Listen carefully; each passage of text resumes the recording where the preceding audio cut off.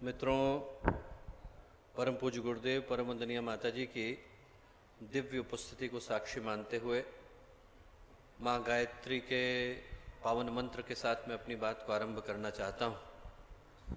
माँ गायत्री का ये पवित्र मंत्र जो भारतीय आध्यात्मिक परंपरा का, वैदिक ज्ञान परंपरा का, भारत के ज्ञान विज्ञान की परंपरा का सबसे पवित्र, सबसे पुनीत, सबसे पावन मंत्र है। ये उस संकेत को लेकर के अवतरित हुआ जिसको भी पूज्य गुरुदेव के द्वारा लिखे गए इस गीत के माध्यम से हम लोग सुन रहे थे। जीवन के देवता को आओ तनिक सवारे।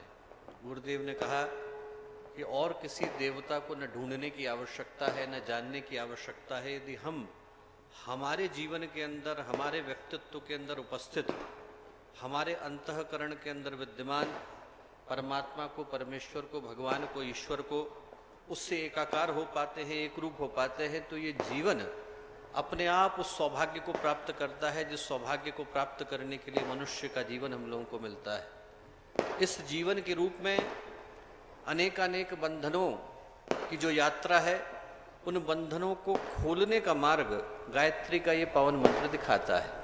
प्रश्न उठता है कि बंधन कौन से? मन के अलावा और कोई दूसरा बंधन नहीं। शास्त्र कहते हैं मन एवं मनुष्याणाम कारणम बंध मोक्षयो। ये जो मन है यही हमारे बंधन का और ये मन ही हमारे मोक्ष का कारण है। एक ही दरवाजे से हम लोग धरती के अंदर आए, संसार के अंदर आए। मन बंध गया तो संसार हो गया, मन खुल गया तो सन्यास हो गया। जिस दरवाजे से हम लोग आते हैं अंदर से चटकनी लगा करके बैठ जाते हैं और भूल जाते हैं कि इसी दरवाजे से हमारे बंधन की यात्रा शुरू हुई थी। और जिस दिन व्यक्ति उसको खोलना जान जाता है उसी दिन उसके जीवन में सौभाग्य का उदय होता है। गायत्री के मंत्र में हम लोग एक शब्द का प्रयोग करते हैं, कहते हैं धीमहि। वो जो धीमहि शब्द है वो बड़ा प्यारा है। भागवत में कथा आती है कि जब ब्रह्मा जी ने सारे प्राणियों को बनाया, जलचर को बनाया, नभचर को बनाया, उभयचर को बनाया, इन सारे प्राणियों को बनाने के बाद भी ब्रह्मा जी के मन में संतोष न हुआ। उनको ये न लगा कि मैंने कुछ ऐसा बनाया है जिसके ऊपर मैं गर्व कर सकता हूँ, आत्माभिमान कर सकता हूँ।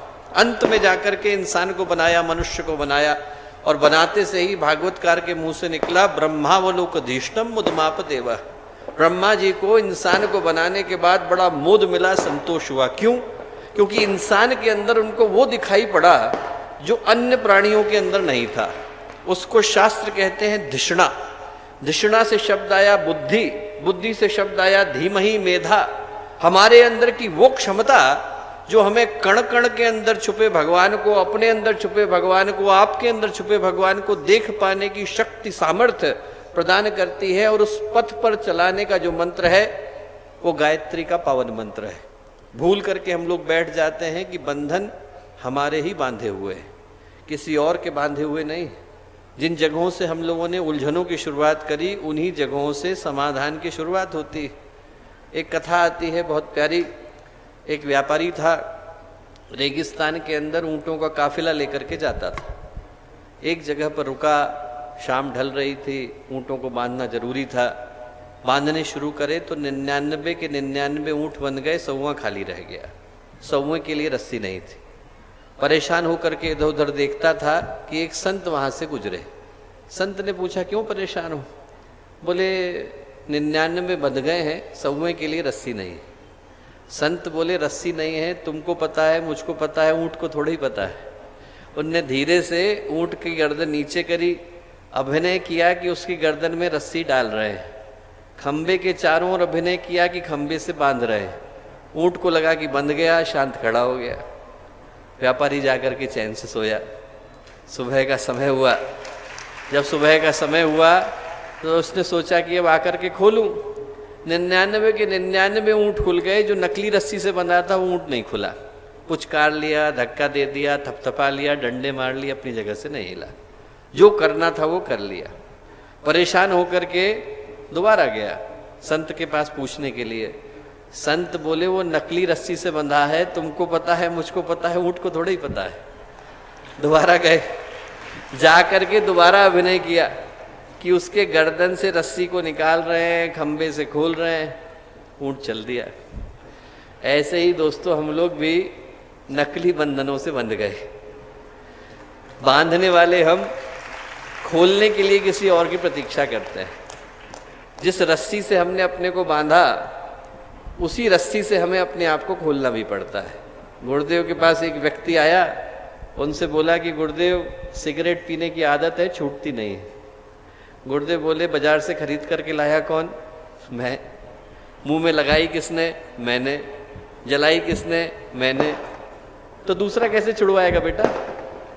व्यक्ति जो है समस्या की शुरुआत खुद करता है और समाधान के लिए दूसरे का मुंह ताकता है।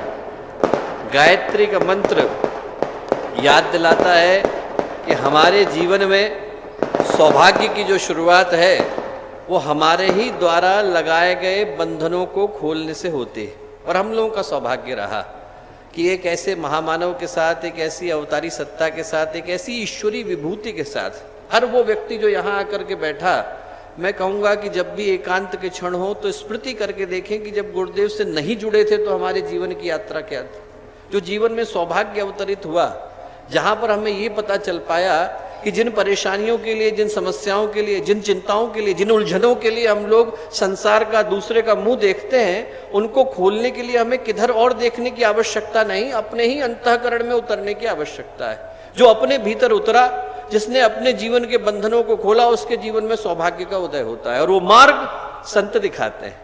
इसीलिए संत कबीर ने कहा, आग लगी आकाश में झरझर परे अंगार। आग लगी आकाश में झरझर परे अंगार, संत न होते जगत में जल जाता संसार।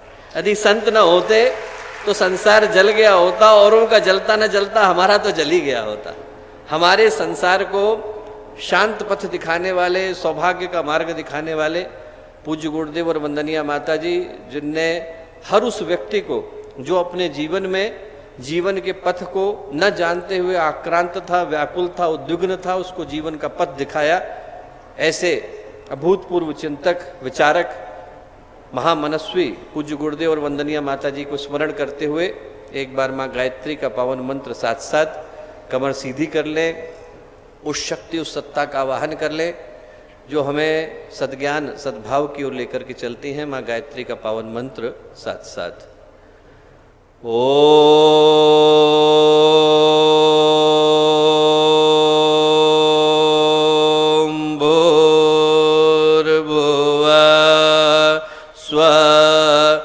तत्सवितुर्वरेण्यं भर्गो देवस्य धीमहि धियो यो नः प्रचोदयात्।